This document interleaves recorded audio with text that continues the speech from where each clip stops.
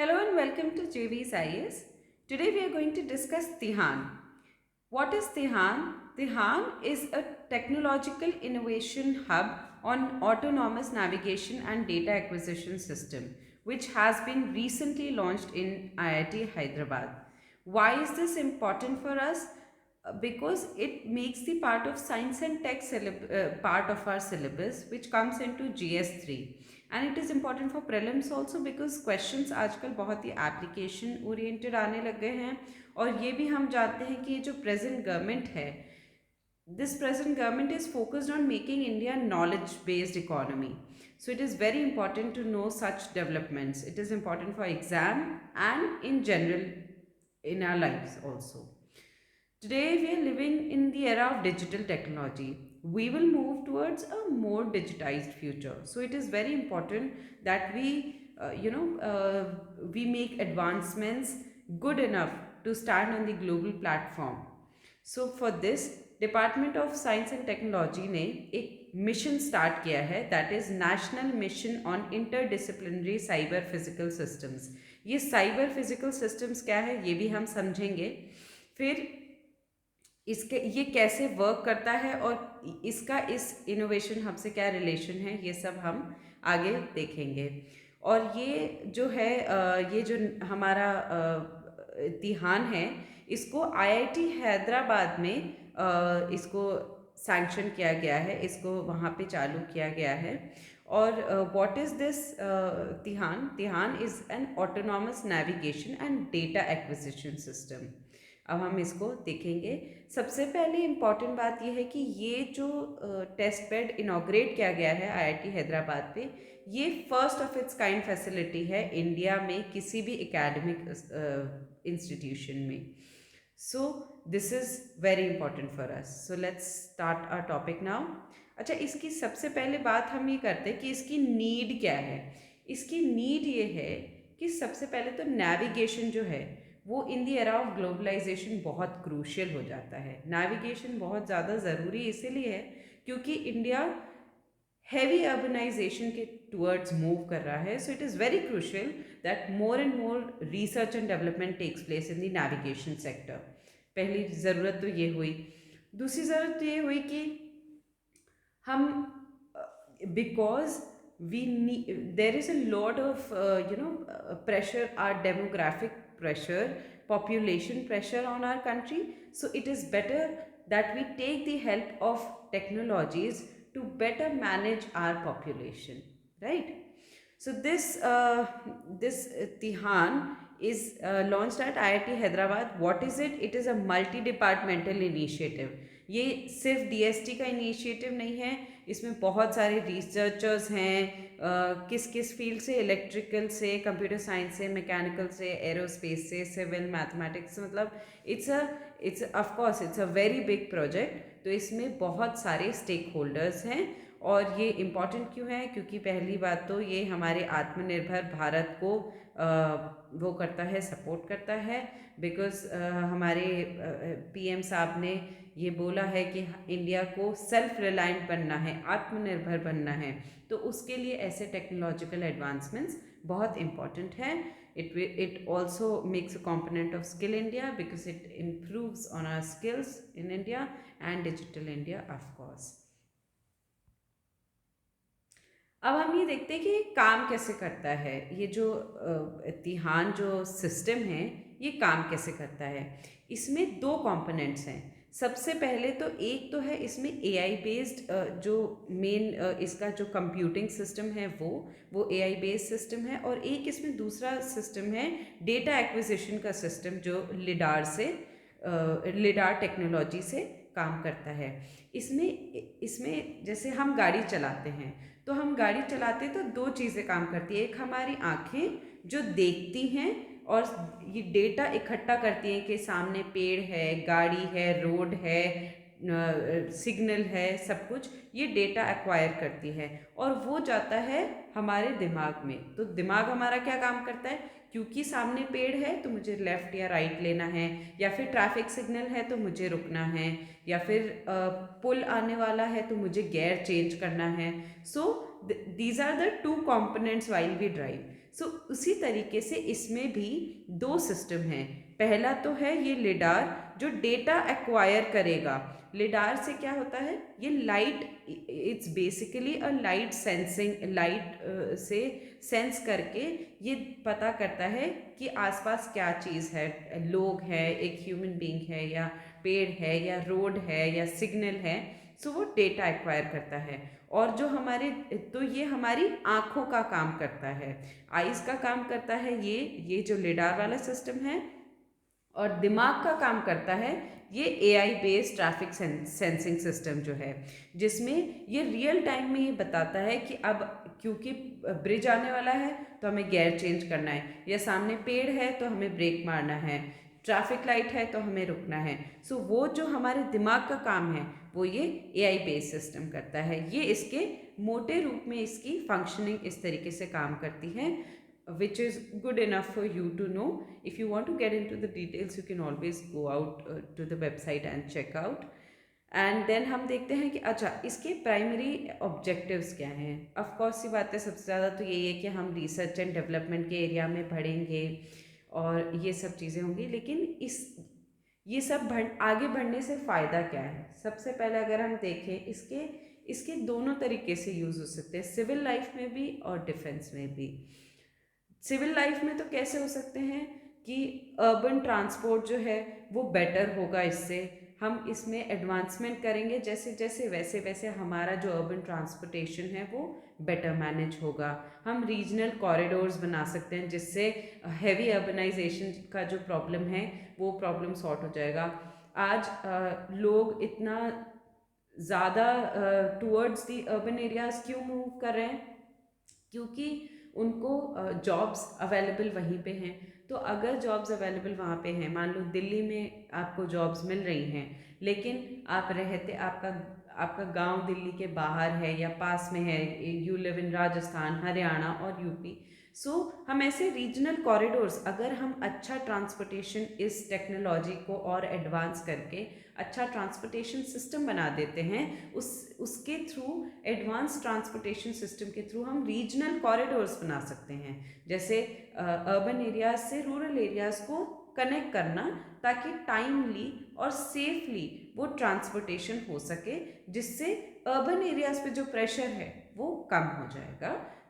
People would come for the job to the urban areas and go back to their places, which would reduce the pressure on the urban area. ये हो सकता है। हम smart cities का जो project है उसे हम कनेक्ट कर सकते हैं, वहाँ पे हम इस एडवांस टेक्नोलॉजी को यूज़ करके बेटर मैनेजमेंट शुरू से ही कर सकते हैं। फिर ये तो हो गया सिविल लाइफ में। फिर डिफेंस में कैसे काम आ सकता है। डिफेंस में ऑफ कोर्स ही बात है, हम जितना अच्छा ट्रांसपोर्टेशन होगा, हम बहुत सारी प्रॉब्लम्स हो जाती हैं, बहुत सारे लैंडस्लाइड्स वगैरह ऐसे हिली एरियाज़ या वहाँ पे होते हैं। और एआई को हम जितना एडवांस करेंगे, इट इज़ वेरी गुड। जैसे सैमसंग ने, if you would have definitely heard about it, AI based humans बनाए हैं, जिन्हें आई थिंक नियॉन्स कहते हैं, I am not sure, please check it out. तो हम ऐसे अगर उनको और एडवांस करके और ऐसी टेक्नोलॉजी को यूज़ करके, जैसे तिहान है, इस चीज़ को यूज़ करके हम डिजिटल सोल्जर्स बना सकते हैं, रोबोट सोल्जर्स बना सकते हैं। हमारी जो लाइव्स का लॉस होता है वो कम होगा। और जो इतने एक्सट्रीम टेम्परेचर्स को झेलने की जो क्षमता है, ऑफ कोर्स ह्यूमन बीइंग से वो कहीं ज़्यादा है, विच इज़ गुड। एंड उनका बहुत ज़्यादा एक्यूरेसी, जो ह्यूमन एरर्स हो सकते हैं वो रिड्यूस हो सकते हैं, वो ह्यूमन एरर्स ना होके वो एक्यूरेसी ज़्यादा बढ़ जाएगी। इस तरीके से फ़ायदेमंद है। फिर अगर हम बिजनेस में देखें तो इसमें बिजनेस का भी फ़ायदा है। अगर इसमें हम देखें तो जैसे हमें लॉजिस्टिक्स, क्यों हमारा business, ease of doing business अच्छा नहीं है, क्योंकि हमारी लॉजिस्टिक्स में प्रॉब्लम है, हमारी ट्रांसपोर्टेशन में प्रॉब्लम है। तो हमारी ट्रांसपोर्टेशन में प्रॉब्लम है, इस वजह से हमारा बिजनेस इजीली नहीं हो पाता है। अगर ये इससे एडवांसमेंट हो पाएगा तो हमारा जो लॉजिस्टिक्स का ट्रांसपोर्टेशन वगैरह सब है वो स्पीड अप हो जाएगा। जब वो स्पीड अप हो जाएगा तो ऑफ कोर्स ही बात है कि उससे हमारा ईज़ ऑफ डूइंग बिजनेस जो है वो हमारी रैंकिंग इम्प्रूव होगी। वो रैंकिंग इम्प्रूव होगी तो हमारा इन्वेस्टमेंट आएगा तो हमारा इन्वेस्टमेंट आएगा तो हमारा स्टार्टअप इकोसिस्टम बढ़ेगा तो हमारी इकोनॉमी और इम्प्रूव होगी। इस तरीके से इसके बहुत सारे फ़ायदे हैं। अगर हमारी इकोनॉमी इम्प्रूव होगी तो हम जो साउथ एशिया रीजन में हमारी जो सॉफ्ट पावर है वो इंक्रीज़ हो जाएगी।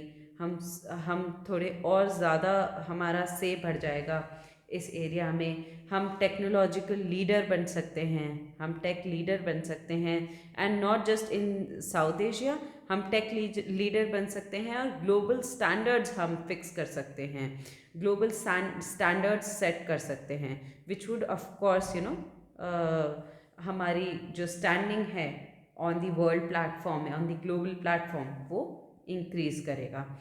और इससे हमारा क्वालिटी ऑफ एजुकेशन बढ़ेगा। जितना ज़्यादा टेक्नोलॉजिकल एडवांसमेंट हम करेंगे उतना ज़्यादा हमारा वो सब कुछ बढ़ेगा, क्वालिटी ऑफ एजुकेशन बढ़ेगा तो in general quality of life बढ़ेगी तो हमारा देश आगे बढ़ेगा। So which is always good, technological advancements are always good. And इससे हमारी परचेजिंग पावर का जो पैरिटी है वो इंक्रीज होगी। We would come and stand at par with the developed countries. So there are a lot of benefits to this. और ये तो है ही कि ये नेविगेशन में हमारे रिसर्च एंड डेवलपमेंट अच्छा होगा।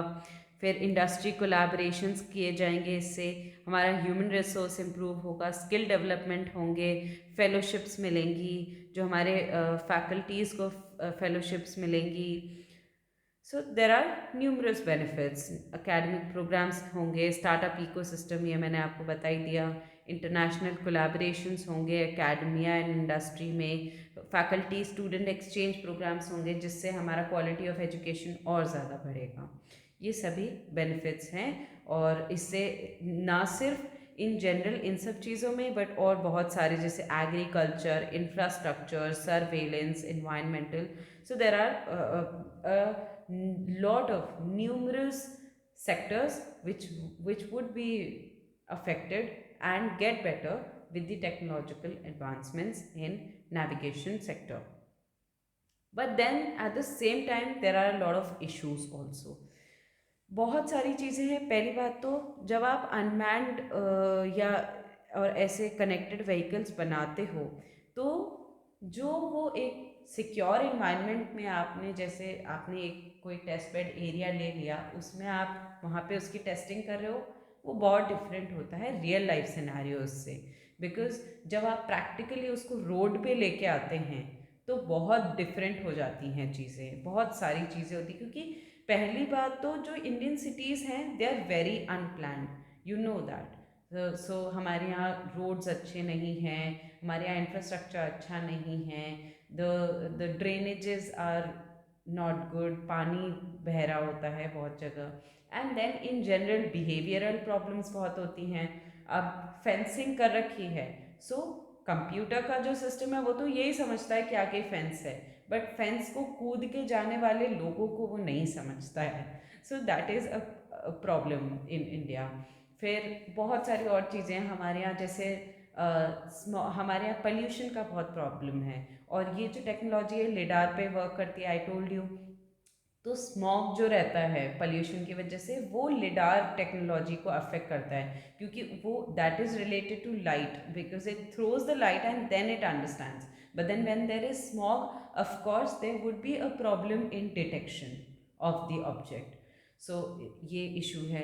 एंड देन उसके अलावा इन जनरल बहुत इश्यूज है, बिकॉज ये जो कोई भी टेक्नोलॉजी है, कोई भी टेक्नोलॉजी है उसको सबसे ज़्यादा इम्पॉर्टेंट पहली चीज़ क्या है? इन्वेस्टमेंट। इन्वेस्टमेंट करने के लिए यहाँ पे लोगों के पास ज़्यादा पैसा ही नहीं है, ना ही यहाँ पे बिजनेस का टेम्परामेंट है।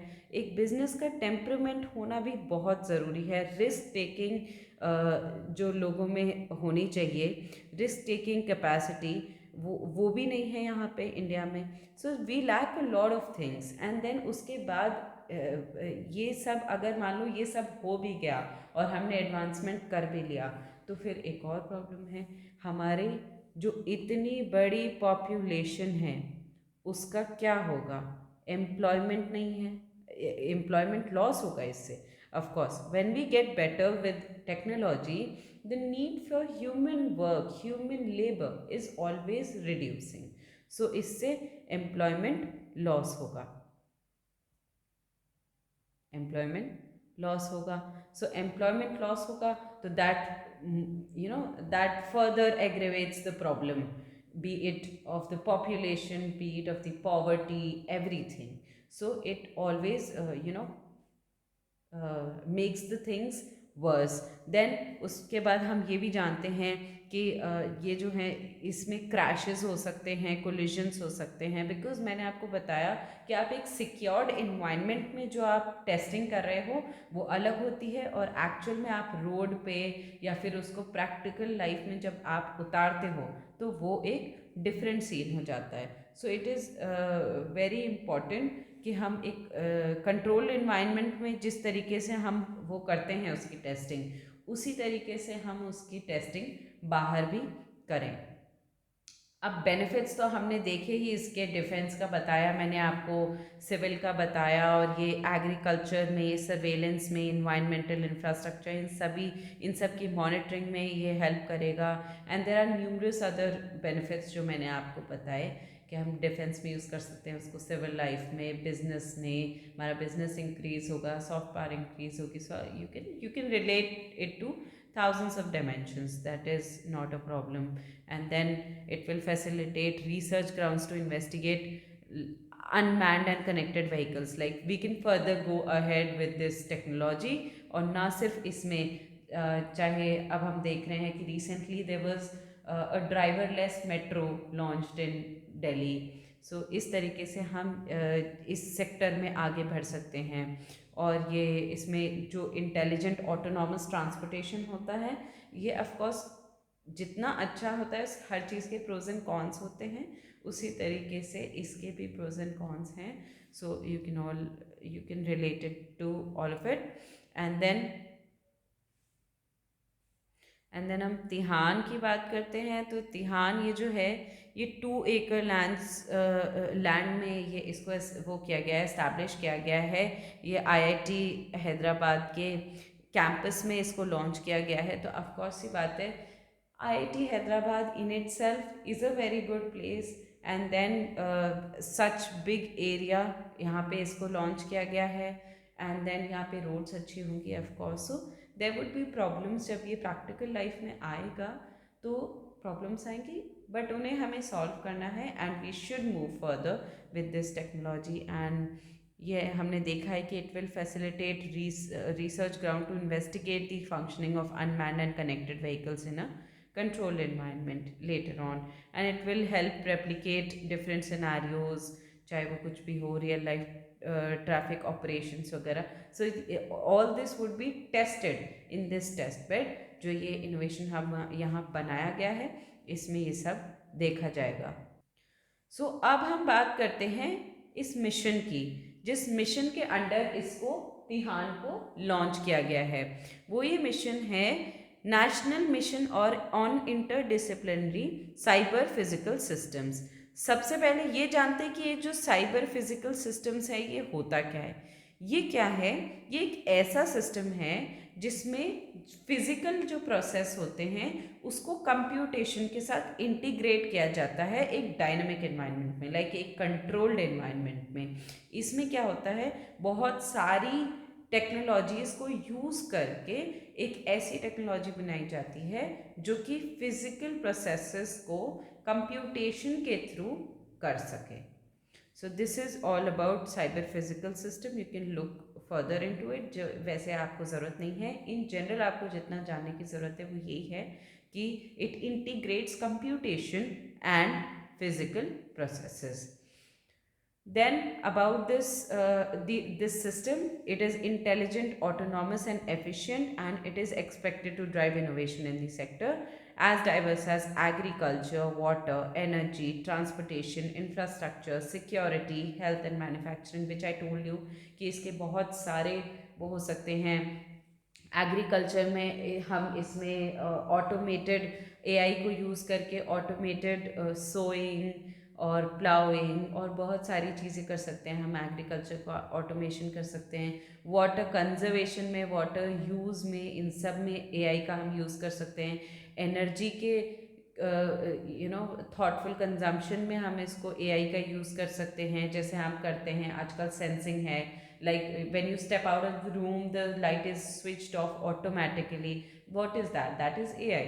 So एंड ट्रांसपोर्टेशन में हमने ये देखा ही ऑलरेडी, ध्यान हमारा है ही। इंफ्रास्ट्रक्चर में भी हम धीरे धीरे लेके आ रहे हैं।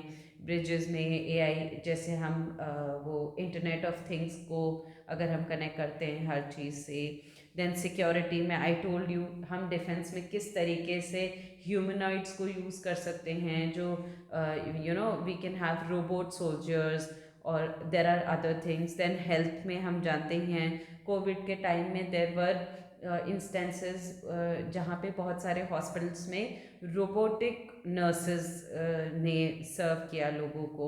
So that can always help because उनको वायरस कैच करने का डर नहीं है। So it saves human lives. Manufacturing में वो हेल्प, ऑफ कोर्स एआई तो हम यूज़ करते ही हैं।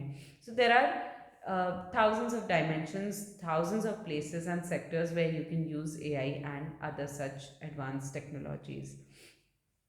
And it will help you bring a paradigm shift in technology that can exponentially spur growth and development, which is obvious. अगर technological development होगा तो of course सी बात है देश का भी development होगा और हम आगे बढ़ेंगे। अब इस मिशन के बारे में, इस मिशन को स्टार्ट किया गवर्नमेंट ने क्योंकि ये जो साइबर फिजिकल सिस्टम्स हैं जिसके बारे में हमने बात करी, इसका ऑफकोर्स सी बात है हम जानते हैं कि बहुत ज़्यादा पोटेंशियल है और इस पोटेंशियल को हार्नेस करने के लिए ये नया मिशन स्टार्ट किया गया, national mission on interdisciplinary cyber physical systems. और ये department of science and technology इसको इम्प्लीमेंट करेगा। जो आप मुझे बताएंगे कौन सी मिनिस्ट्री के अंडर आता है, please write in the comment section below कि ये डीएसटी कौन सी मिनिस्ट्री के अंदर आता है। इसका टोटल आउटले है 3660 crores, which you need not learn by heart as such, but then you should of course have an idea. And then it aims to create a strong foundation and seamless ecosystem for cyber physical system technologies by coordinating and integrating nationwide efforts encompassing knowledge generation, human resource development, research, technology, product development, innovation and commercialization. ये जो mission है इसको हम implement कैसे करेंगे? इस mission के under 15 तो टेक्नोलॉजिकल इनोवेशन हब्स बनाए जाएंगे, जिसमें से एक तिहान है, और 6 इसमें सेक्टोरल इन एप्लीकेशन हब्स बनाएंगे जो अभी तक नहीं बने हैं। 4 इसमें टेक्नोलॉजी ट्रांसलेशन रिसर्च पार्क्स बनाए जाएंगे। So each hub and technology park जो भी बनाया जाएगा, इंक्लूडिंग हमारा तिहान जो IIT हैदराबाद में है, this will follow a technology life cycle approach addressing all the stages. That's all for today. Thank you so much. If you like this video, please hit the like button and share it with your friends. Please comment down below अगर आपको कोई भी कमी लगती है or you want us to improve or you want us to come up with with any of the topics that you want. Please share it with us in the comment section. And thank you so much.